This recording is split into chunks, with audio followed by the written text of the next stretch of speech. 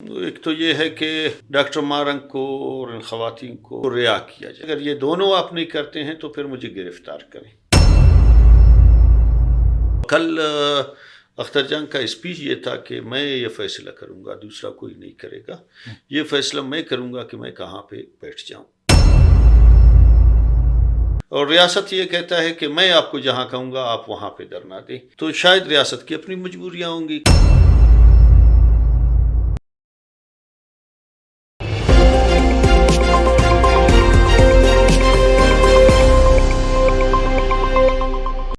بسم اللہ الرحمن الرحیم. السلام علیکم. البرز ٹی وی کے ساتھ قیوم بیدار حاضر. ناظرین، آج ہم اختر جان مینگل کے لانگ مارچ کے حوالے سے اور اب جو لکھ پاس کے قریب دھرنا بھی ہے وہاں پہ بیٹھے ہیں. انہوں نے کل کا الٹیمیٹم دیا ہے کہ ہم 6 اپریل کو ضرور روانہ ہوں گے کوئٹہ کے لیے، چاہے اس کے لیے ہمیں پیدل جانا پڑے یا جتنی رکاوٹیں ہوں ان کو عبور کر کے ہم جائیں گے. اب وہ جب آ رہے ہیں تو کیا صورتحال بنے گی، اس حوالے سے ہم نے نیشنل پارٹی کے صوبائی صدر میر محمد اسلم بلوچ صاحب کو زحمت دیے کہ چونکہ وہ خود بھی گئے تھے اپنے نیشنل پارٹی کے وفد کے ساتھ اختر مینگل سے ملنے. کیا صورتحال ہے، اس صورتحال کے حوالے سے بات کریں گے. اسلم جان، اپنے پروگرام میں آپ کو خوش آمدید کہتے ہیں. مہربانی بیدر صاحب، آپ کی بڑی مہربانی. کیا دیکھ رہے ہیں حالات کو؟ جی دیکھیں بیدر صاحب، بلوچستان ویسے گزشتہ جو ہے 22-23 سالوں سے ایک مشکل فیز سے گزر رہا ہے. روز ایک نئی صورتحال ڈیولپ ہوتی ہے جو مشکل سے مشکل تر ہے، اور حالات روز بروز بگڑتے جا رہے ہیں، اچھائی کی طرف نہیں جا رہے ہیں. اس کی بنیادی وجہ یہ ہے کہ انسرجنسی کا بلوچستان میں ماحول ہے. پولیٹیکل اسٹیبلٹی، جو سیاسی استحکام ہے وہ نہیں ہے. جو آج ہم بیٹھے ہوئے ہیں، جو ایک نئی جو ڈیولپمنٹ ہے، وہ صورتحال انتہائی گمبھیر ہو چکا ہے. اور 12 گھنٹوں کے بعد، 14 گھنٹوں کے بعد لکھ پاس سے بلوچستان نیشنل پارٹی کے سربراہ کی قیادت میں ان کا جو لانگ مارچ تھا اس کو 1 ہفتے سے زیادہ کا عرصہ ہوا روکا گیا تھا. تو کل ان کا اعلان ہے کہ ہم موو کریں گے کوئٹہ کی طرف، اور ریاست کی طرف سے یہ ہے کہ ہم نہیں چھوڑیں گے. تو بڑا گمبھیر صورتحال ہے. ہم دعا گو ہیں، ہم دعا کر سکتے ہیں کہ وہ صورتحال جو ہے، بلوچستان پہلے سے خون میں نہلا ہوا ہے. ہر گھر، ہر گلی وہ زخمی ہے. ہر گھر نے نوجوانوں کی شہادتیں یا خون جو ہے وصول کیا ہے. تو ہم تو یہی کہتے ہیں کہ خون خرابہ، کشت خون، اس طرح کا ماحول نہیں ہو، اور ریاست کو اپنی ذمہ داری پوری کرنی چاہیے. وہ جو کردار ہے بنیادی طور پر جو ریاست کا کردار ہوتا ہے، کہ ریاست کا کردار ماں کا ہوتا ہے، تو ریاست اپنا شفیقانہ رویہ اختیار کرے، اور دونوں جانب سے یہ کوشش ہو کہ بلوچستان مزید خون خرابے کا متحمل نہیں ہو سکتا ہے. اور جہاں تک مسئلے کا تعلق ہے، دیکھو مسئلہ تو گمبھیر تو ہے، اور جینین مسئلہ بھی ہے کہ بلوچستان میں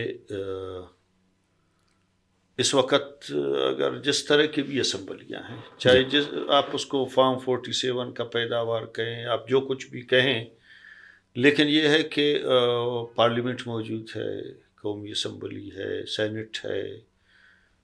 میں سمجھتا ہوں کہ ان میں روح نہیں ہے، اور اس کی وجہ سے یہ صورتحال ہے کہ جمہوری احتجاج کا حق بھی نہیں. اگر جمہوری احتجاج کا حق دیا جاتا تو ڈاکٹر مارنگ کو اگر جمہوری احتجاج کا حق ہوتا وہ جیل میں نہیں ہوتی، اور اس کے ساتھ دوسرے جو خواتین گرفتار ہیں، وہ بیبو ہے، تو کم از کم یہ صورتحال پیدا نہیں ہوتا۔ تو ریاست کو ان چیزوں سے اجتناب کرنا چاہیے۔ پاکستان کا کانسٹیٹیوشن ہے، اس میں جو آئین پاکستان ہے، بیدار صاحب دستور پاکستان ہے، اس کے آرٹیکل 6 سے لے کر 15 تک وہ ان کی آپ اسٹڈی کریں، وہ سارے انسانی حقوق کا حق دیتے ہیں۔ اس میں جو ہے آپ کو احتجاج کا حق ہے، اس میں رائٹ آف انفارمیشن ہے کہ آپ کو اظہار رائے کا حق ہے۔ تو ان حقوق کو جب چھینا جاتا ہے تو پھر اس طرح کا صورتحال پیدا ہو جاتا ہے، اور جو صورتحال پیدا ہو گیا ہے تو اس وقت تو ڈیڈ لاک ہے۔ لیکن یہ کہ ریاست کا یہ کہنا ہے کہ ہم تو اپنے وفود بھیج رہے ہیں مذاکرات کرنے کے لیے، جیسے پہلے ظہور بلیدی صاحب گئے تھے، عبید اللہ گورگیش تھے اور بخت محمد کاکڑ تھے، اور آج جو سابق چیئرمین سینٹ صادق سنجرانی صاحب جو ابھی ایم پی اے ہیں اس وقت بلوچستان صوبائی اسمبلی کے، اسی طرح ڈپٹی اسپیکر جو پیپلز پارٹی سے تعلق ہے غزالہ گولہ صاحبہ، اور اسی طرح جو رائلہ دورانی صاحبہ ہیں جن کا تعلق مسلم لیگ نون سے ہے اور وہ صوبائی وزیر بھی ہیں، انہوں نے بھی مذاکرات کیے اور لگتا ہے کہ مذاکرات کامیاب نہیں ہوئے۔ اور اختر مینگل کا کہنا ہے کہ وہ ہمیں یہ کہتے ہیں کہ آپ آئیں، بے شک وہاں پہ شاہوانی اسٹیڈیم میں دھرنا دیں، وہاں پہ بیٹھ جائیں، تو یہ کہتے ہیں کہ نہیں، مذاکرات کریں، اور جو بااختیار ہیں، جو مذاکرات کے حوالے سے اختیار رکھتے ہیں، تو وہ ہم سے بات کریں، یا تو آپ لوگوں کو وہ اختیار دیں کہ جو بات چیت ہو اس پہ عمل ہو، وہ بھی نہیں ہو رہا۔ اسی لیے میں سمجھتا ہوں کہ اختر مینگل اور یہاں پر ریاست دونوں اپنے اپنے موقف پہ ڈٹے ہوئے ہیں۔ جب آپ ڈٹ جاتے ہیں، جب لچک پیدا نہیں ہوگی تو صورتحال کہاں جائے گی؟ دیکھیں، گورنمنٹ نے جو، جہاں تک میں سمجھا ہوں، جو ڈیمانڈز اختر جان مینگل کے سامنے آ رہے ہیں، اس کے 2-3 ڈیمانڈز ہیں۔ ایک تو یہ ہے کہ ڈاکٹر مارنگ کو اور ان خواتین کو، اس کے ساتھ جو گرفتار شدگان ہیں، ان کو رہا کیا جائے، سب کو رہا کیا جائے، سب کو رہا کیا جائے۔ اور دوسرا یہ ہے کہ اگر رہا نہیں کیا جاتا تو مجھے جمہوری میرا حق ہے، احتجاج کا حق دیا جائے کہ میں کوئٹہ میں آ کر دھرنا دوں۔ تیسری بات یہ ہے کہ اگر یہ دونوں آپ نہیں کرتے ہیں تو پھر مجھے گرفتار کریں۔ تو یہ بات بھی سننے میں آیا ہے کہ تیسرا آپشن بھی رکھا گیا ہے۔ ابھی سوال یہاں پہ یہ ہے کہ گورنمنٹ کس آپشن پہ آتا ہے۔ ہماری جو انفارمیشن ہے اس وقت تک، گورنمنٹ اس آپشن پہ تو آ گئی ہے کہ ہم رہا تو نہیں کریں گے۔ حالانکہ سب سے آسان یہ تھا کہ 3 MP میں جنہیں رکھا گیا ہے، انگریز کے زمانے کا ایک قانون ہے، اور انگریز نے ہر وقت سرکار مخالف لوگوں کو، جس نے سرکار کی مخالفت کی ہے، ایسے لوگوں کو، پولیٹیکل لوگوں کو، ہر وقت انگریز کے زمانے سے کہ 3 MP میں جیل میں رکھا گیا ہے۔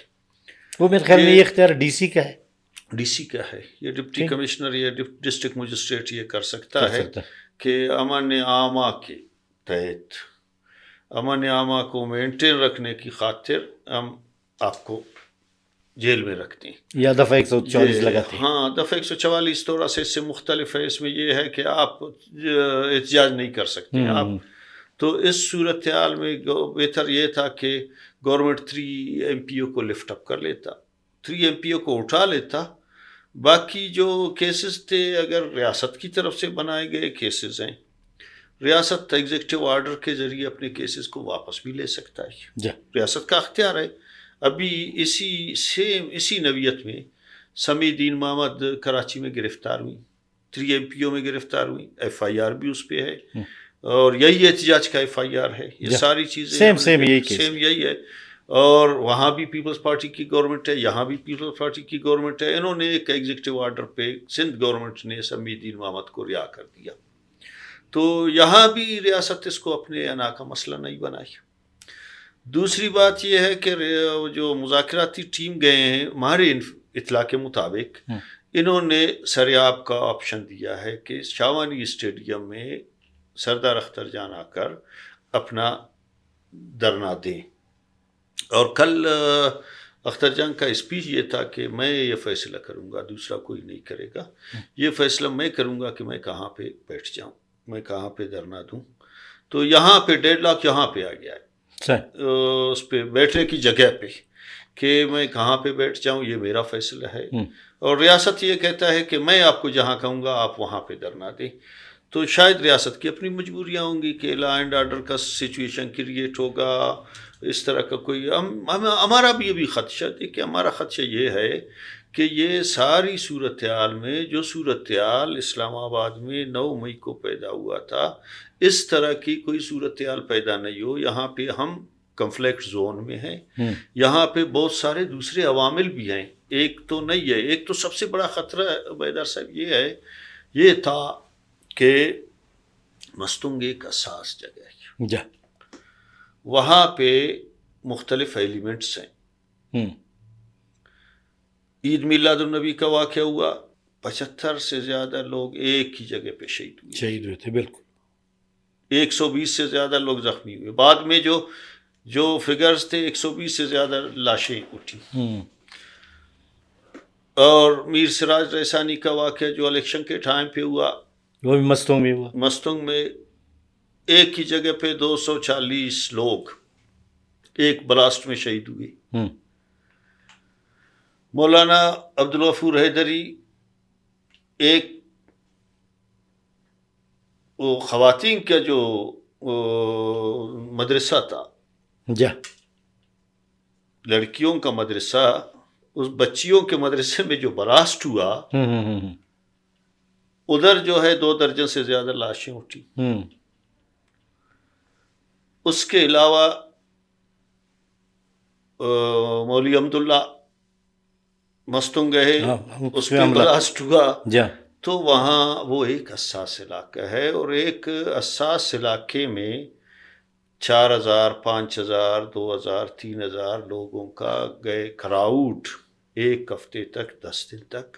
وہ خود ایک الارمنگ کنڈیشن ہے، پوزیشن ہے ایسی جگہ پہ. تو گورنمنٹ کو بھی چاہیے کہ وہ پٹ درمی کا مظاہرہ نہیں کریں، ایک سیف جو ہے ان کو راستہ دے دے. اور دوسری بات یہ ہے کہ ان کی بھی کوشش ظاہر ہے کہ BNP ایک جمہوری سیاسی جماعت ہے، ان کی تو کوشش ہوگی کہ پرامن ہو. سیاسی جماعت ہے، اس کی کوشش ہوگی کہ پرامن ہو. باقی جو ہے ادھر تیسرے جو ایلیمنٹس جو کر لیتے ہیں نا، بلوچستان میں بہت سارے واقعات ایسے ہیں اس کا پتہ نہیں چلا درمیان والا گولی کس نے چلایا، پتہ ہی نہیں چلا. تو آج جو ہم بیٹھے ہوئے ہیں بہت ہی حساس ٹائم پہ بیٹھے ہوئے ہیں، ان چیزوں کو ہم ڈسکس کر رہے ہیں. بہت صورتحال نازک ہے اور وہ لوگ بہت زیادہ ٹینشن میں ہیں، بہت زیادہ فکر مند ہے اس حوالے سے کہ کل کیا ہونے والا ہے. اس میں ریاست کو بھی سنجیدگی کا مظاہرہ کرنا چاہیے، اختر جان کو بھی سنجیدگی کا مظاہرہ کرنا چاہیے. بہت بہت شکریہ جناب میر محمد اسلم بلوچ صاحب کہ آپ آئے اور اپنا تجزیہ پیش کیا. ناظرین، آپ نے میر محمد اسلم بلوچ صاحب جو صوبائی صدر ہیں نیشنل پارٹی کے، ان کی باتیں سنی. انہوں نے کہا کہ حکومت یعنی ریاست ہو اور اختر جان مینگل دونوں سنجیدگی کا مظاہرہ کریں، اور جو آلات جا رہے ہیں اس میں خدشہ ہے کہ کلیش نہ ہو، کیونکہ کلیش کی صورت میں عوام ہی مارے جاتے ہیں اور عوام کا نقصان ہوتا ہے اور عوام کا ہی خون بہتا ہے.